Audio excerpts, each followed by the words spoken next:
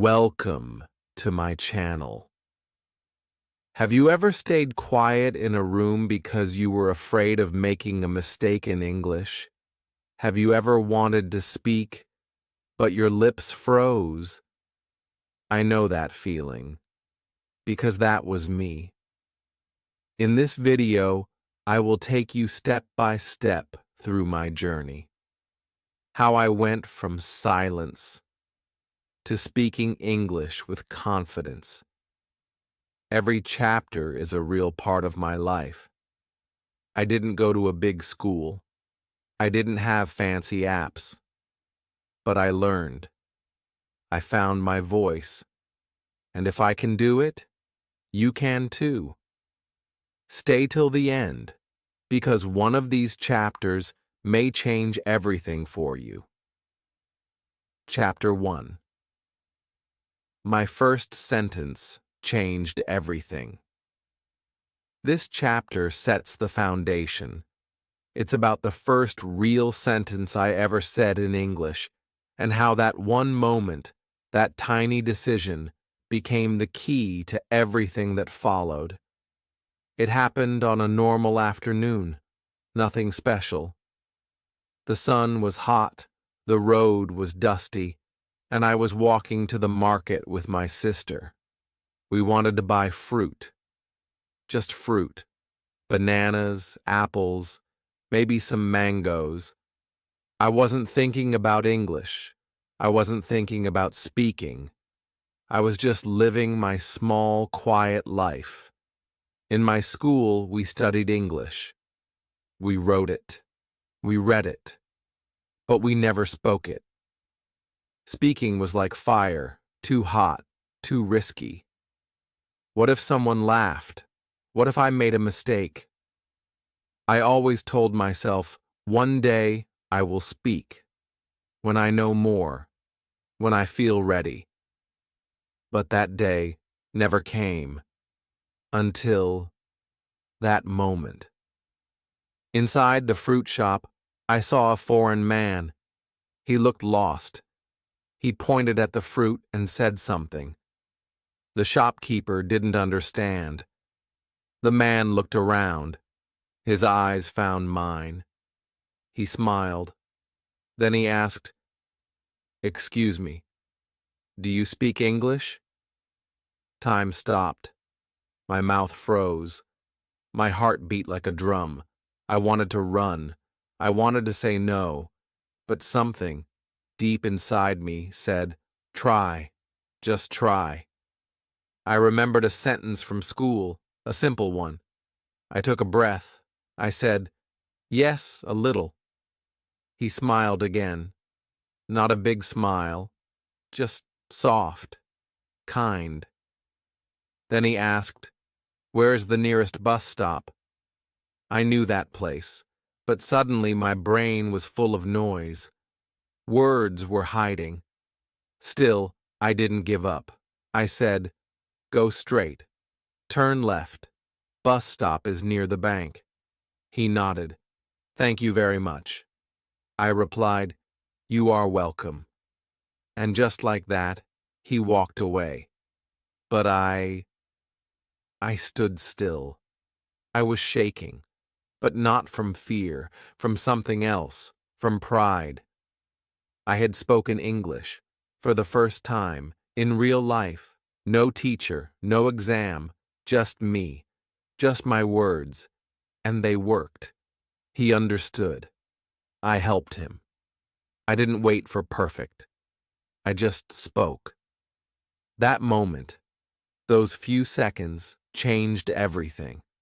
It felt like I had opened a door, a big door, and behind that door was a new world, a world where I could speak, where I wanted to speak. After that, I changed, not in a big way, but in small, strong ways. I started watching English videos. I listened to songs. I wrote simple sentences in my notebook. "What is your name? How are you? Where do you live?" I practiced with my sister. We played small speaking games. We laughed, we made mistakes, but we spoke. Every day. Then I joined a small English class in my town. On the first day, the teacher asked, "Why do you want to learn English?" I said, "I want to talk to people." He nodded. "That's the best reason." He told us, "English is for speaking, not just for exams. Don't wait, don't worry, just speak." So we spoke, in games, in stories, in jokes. I made many mistakes, but I never felt bad, because I was learning. Each word gave me power. Each sentence gave me confidence. My teacher said something I still remember. Don't wait for perfect.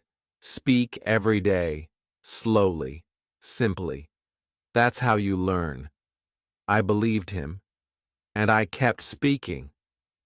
Now I want to say this to you. You don't need 1,000 words. You don't need perfect grammar. You just need one thing: courage. The courage to say one sentence. The courage to try. Because my journey didn't begin with a textbook. It began with one sentence. Yes, a little. That sentence was small, but the door it opened was very, very big. Chapter 2. You don't need to be perfect to start speaking. This chapter follows the first. It's about my first job at a small cafe. I had to speak English with real people every day. I made mistakes. I forgot words. But I also grew fast. It was early morning. I was standing outside the cafe holding my breath. My shirt was ironed. My shoes were clean. My hands were shaking. I kept repeating in my head, "You can do this. You can do this." I opened the door.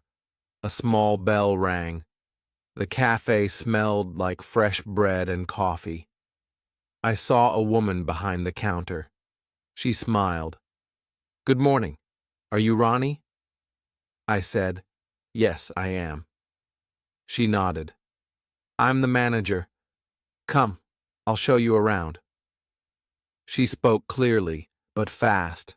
My ears worked hard to catch her words. I followed her as she pointed at tables, the kitchen, the trays. "You'll take orders, serve food, wipe the tables," she said. I nodded. I didn't understand every word, but I smiled. I wanted to try. She introduced me to another worker. "This is Tom. He's from England." Tom looked at me and said, "Welcome to the team." I said, "Thank you." He added, "If you need help, just ask." I smiled again. I was scared, but I was not alone. Then the first customer came. A young woman walked up to me and said, "Can I get a cappuccino and a muffin, please?" My mind went blank. I knew those words, but suddenly they felt big and heavy. I froze. Then I remembered. I don't need to be perfect. I just need to try. So I said, "Yes, one cappuccino, one muffin." She nodded. I turned, told Tom, and brought the order to her table. "Here you go." She smiled. "Thanks," I said. "You're welcome." It was a small moment, but inside it felt huge. I had spoken. I had done it. Later that day, I made a mistake. A man ordered black coffee. I brought him tea and cake. He looked confused. I ordered coffee." I felt embarrassed, but Tom laughed gently and said, "Don't worry, we'll fix it." We corrected the order. The man smiled. "No problem." I said, "Sorry." He replied, It's okay. And that moment taught me something important. Mistakes are not the end. They are just part of the path. The next day, I heard the same phrases again. Would you like sugar? Take away or here? Enjoy your meal. I heard them. I said them. Again and again. And slowly, they became mine. After 1 week, I started to feel different. More relaxed. More ready. I stopped translating in my head. I just listened and replied. One customer said, "Your English is good." I smiled. "Thank you, I'm learning." She nodded. "You're doing great." Her words gave me strength. That evening, I didn't open a book. I didn't study grammar, because I had already studied, with my day. Every moment in that cafe was a lesson, a real, living lesson. I realized something powerful. Language lives in use, not just in books. At school, I told my teacher about the cafe. She smiled. This is the best way to learn. And she was right. I shared my story with classmates. I take orders in English. I make mistakes, but I learn. They clapped. They asked questions. I answered. I felt proud. That cafe was not just a job. It was my classroom, a place where I used my voice. Not perfectly, but honestly, bravely. And that's what I want to tell you. You don't need to wait for perfect. You don't need to hide behind grammar. You just need to start. Speak when you're nervous. Speak when you forget. Speak even when it's not perfect. Because speaking teaches you more than silence ever can. So if you are learning English, don't wait. Take your English into the real world. Talk to people. Ask questions. Make mistakes. And remember, you don't need to be perfect to start. You just need to start. Chapter 3. Speaking with confidence starts small. This chapter shows my private practice. No teacher, no class, just me, a mirror, and a voice recorder. After a few weeks at the cafe, I wanted more. Not just simple orders, not just greetings. I wanted to say more, feel more confident, speak with flow. But I didn't know how. I couldn't join extra classes. I didn't have a speaking partner at home. My sister was busy. My friends were shy. So I had to choose, wait again, or speak to myself. I chose to speak. One morning, I stood in front of the mirror. I looked at my face. I said, "Good morning." It felt strange. My voice sounded weak. My mouth felt slow. I laughed at myself. Then I said it again. "Good morning." This time, louder. Then, "My name is Ronnie. I work in a cafe. I speak English." The words were simple, but when I said them to my reflection, they felt powerful. I was not just thinking the words, I was owning them. I was practicing with the person I knew best, me. Then I remembered what my teacher once said. Speak to the mirror. Speak every day. The mirror doesn't judge you. I wrote that down on a small paper and stuck it to the wall. Every morning I stood there and practiced. "How are you?" "I am fine. I like tea." "I work from 9 to 5. Short, simple, clear, but I wanted to sound more natural. So I found something new. A video on YouTube. Easy English for Beginners. A man was talking about his morning routine. He said, "I wake up at 7, I brush my teeth, I drink coffee, I pressed play, then I pressed pause." I repeated each sentence with him. I wake up at 7, I brush my teeth, I drink coffee. This was called shadowing. Listen, pause, speak, copy the rhythm, copy the voice, copy the feeling. At first I felt slow. I made mistakes. But I didn't stop. I went back. I listened again. I repeated again. And little by little, something changed. My voice became stronger. My sentences became smoother. I didn't just speak English. I started to feel English. I used this trick every day. One video in the morning, one video before bed, short clips, easy topics. I didn't understand every word, but I didn't need to. I focused on the sound, the flow, the music of the language. Then I tried something else. I picked a short storybook from the school library. One story was called The Lost Puppy. Simple English. I read it out loud, slowly. The boy is looking for his dog. He walks to the park. He sees the puppy under a tree. I read the story again, then again. I changed my voice. I acted like the boy. I acted like the dog. I had fun with it. Then I had a new idea. Record myself. I opened the recorder on my phone. I read the story again and saved the audio. Then I played it back. And there it was, my voice, in English. It was strange, but beautiful. Some parts were too fast, some words were not clear, but many sentences sounded good, clear, alive. So I tried again. I read slower. I smiled while reading. I recorded again. I listened again. This became my routine.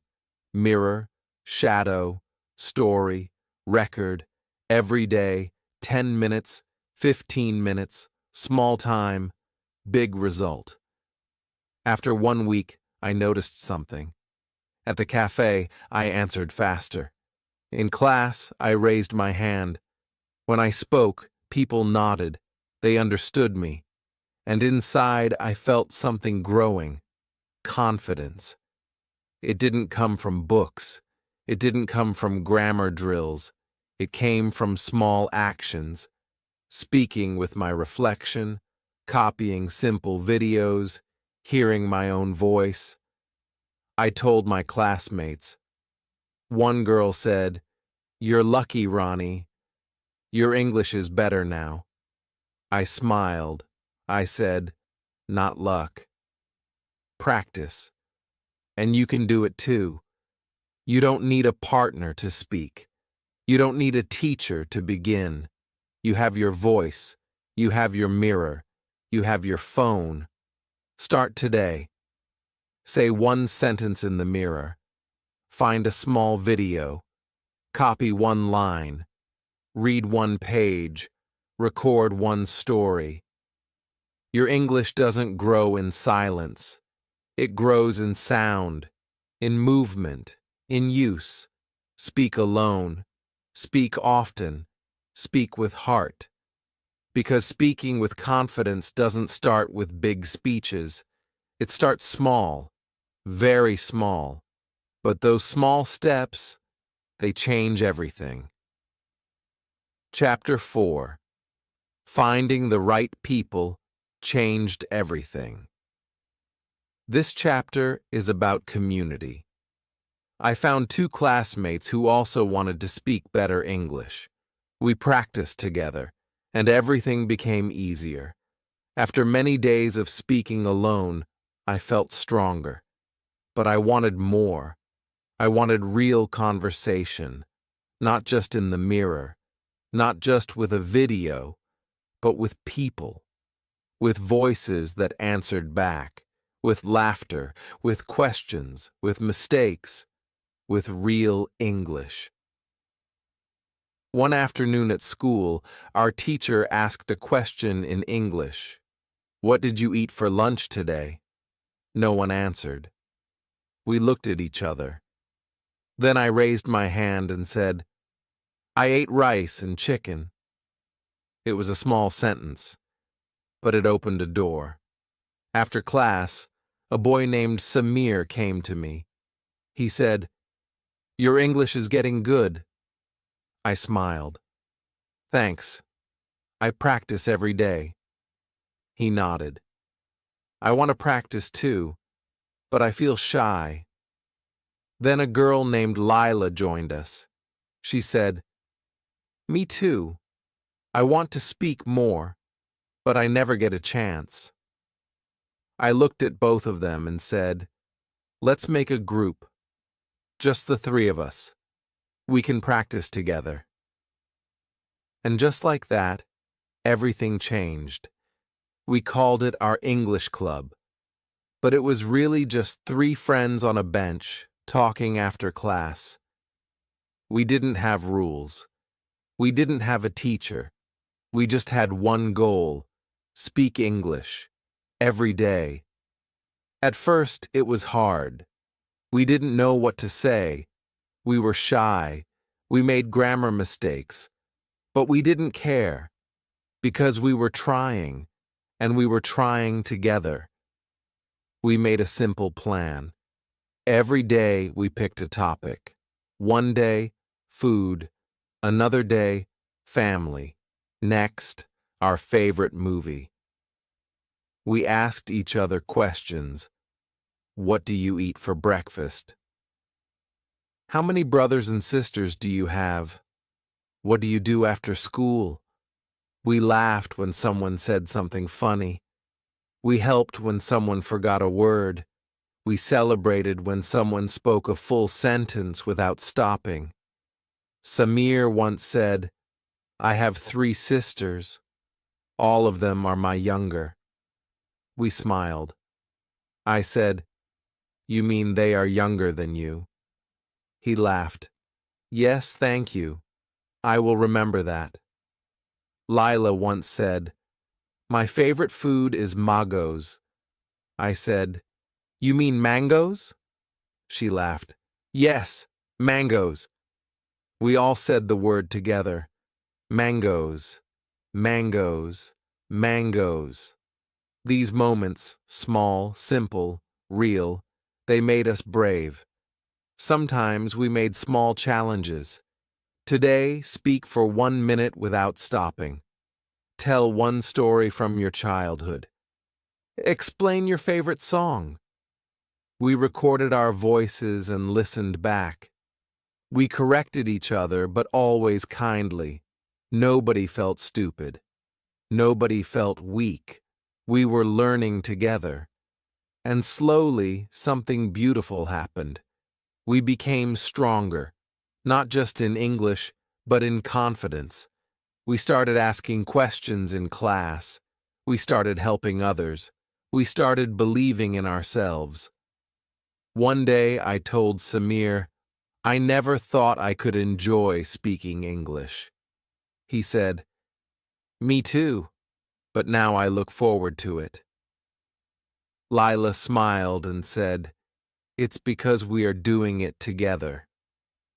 And that's when I realized something big. I am not alone. I don't have to learn everything by myself. I don't have to carry the fear alone. When you find people who share your goal, everything becomes lighter. Mistakes become lessons. Shyness becomes laughter. Practice becomes fun.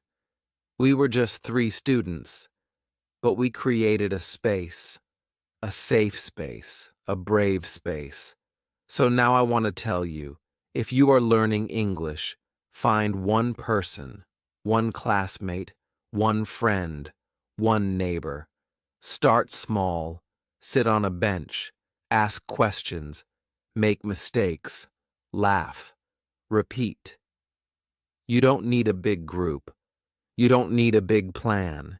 You just need one partner, one friend. Start your own two-person English club and speak every day, even for 5 minutes, because the right people don't just help you learn, they help you believe. And when you believe, you speak. When you speak, you grow. And one day, you'll look back and say, that little group, it changed everything. Chapter 5. From speaking words to telling stories. This chapter shows the transition from short phrases to real conversations. When I first started speaking English, my sentences were small, simple.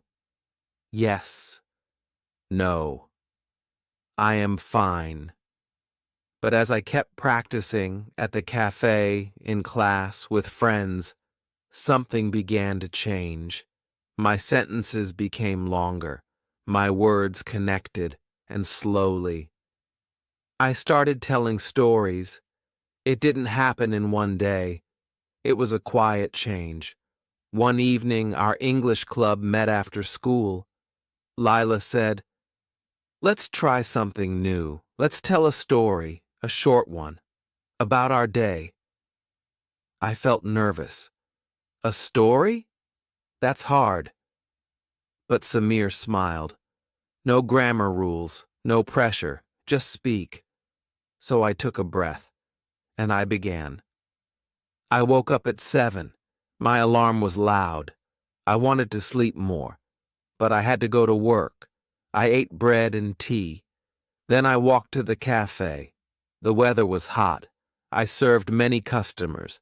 One man dropped his coffee. I cleaned it. He said thank you. After work I came here. When I finished, they clapped. Lila said, "I understood everything." Samir said, "Your story was clear." And in that moment, I felt something new. The joy of being understood. I wasn't just saying words. I was sharing part of my life. After that, we made storytelling a habit. Every day we shared one small story about our families, our hobbies, our school memories, and each time it got easier. One day, I talked about my house. My house is small but warm. There are 2 rooms, one for me and my sister, one for my parents. We have a blue sofa and a TV. We eat dinner together every night. My favorite place is the window. I like watching the sky. Another day, I talked about my favorite movie. It's called Tare Zameen Par. It's about a boy who sees the world differently. He struggles in school, but he's an artist. It made me cry. It made me think. I learned that every person has their own gift. These stories were not perfect, but they were real. They came from my heart. And that's when something important happened. I stopped translating from my native language. I started thinking in English. Not big thoughts, not fast thoughts, but simple ones. I am tired. I will cook rice. I want to learn. These thoughts lived in English now, and because I was thinking in English, speaking became smoother. At the cafe, I spoke faster. In class, I shared more. In our club, I started helping others tell their stories too. Lila once said, "I never thought I could speak like this, but now I tell stories." Samir laughed and said, "Soon we will be giving speeches." We all laughed, but deep down, we believed it, because storytelling made English real.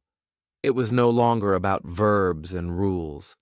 It was about people, feelings, moments. I realized something big. Fluency is not about using big words.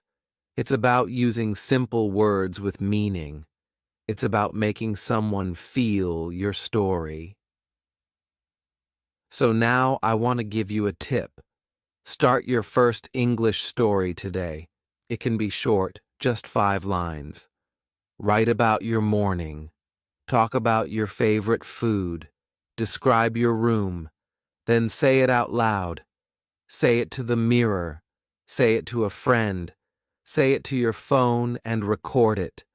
Don't worry about mistakes. Don't wait for perfect words. Just start with your heart. Because when you speak from your life, your English becomes alive. It becomes more than a language. It becomes your voice, and your voice has stories to tell. Chapter 6. Silence is not weakness.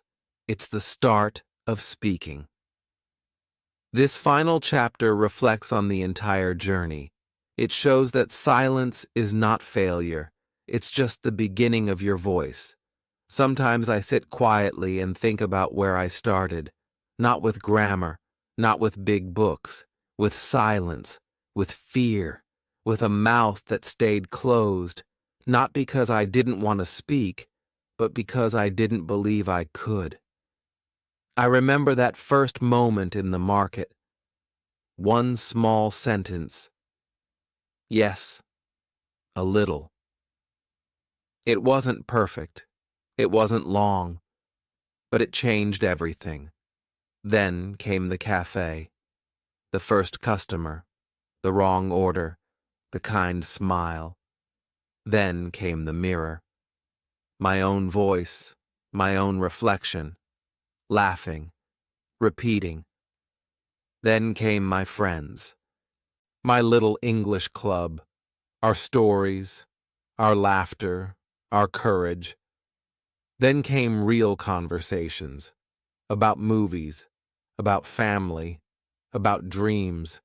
Step by step, I changed.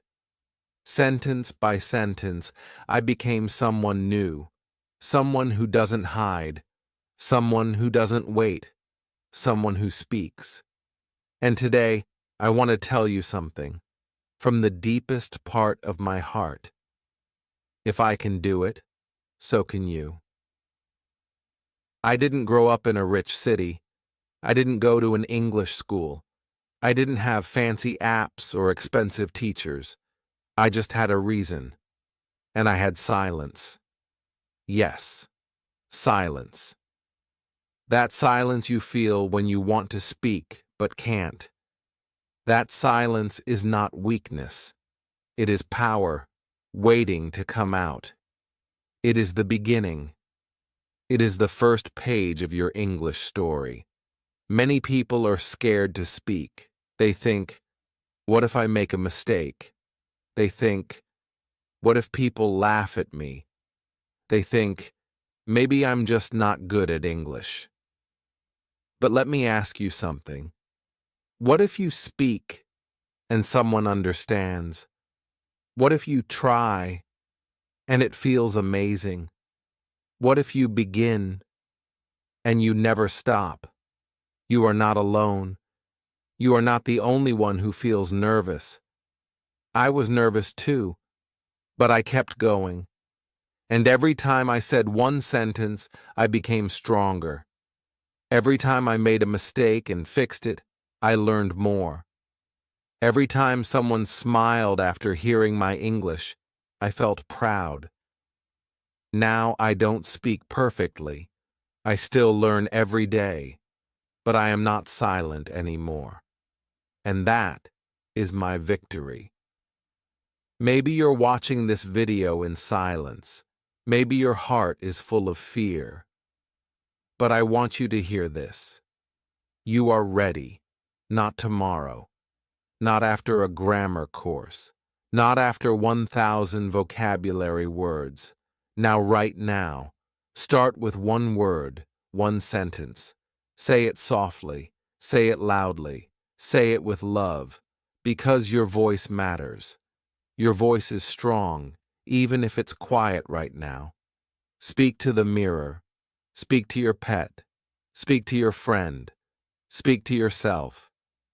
And remember, every fluent speaker was once silent. Every brave voice began with one shaky sentence. You are not late. You are not behind. You are exactly where you need to be. This is not the end. This is your beginning. And I believe in you. If something in this video touched your heart, if even one sentence made you feel braver, then don't stop here. Like this video so others can find it.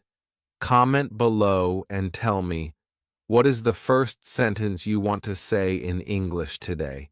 And subscribe to my channel, Speak Up English, for more real stories, real lessons, and real confidence. Because this isn't just about English. This is about your voice. And your voice is ready.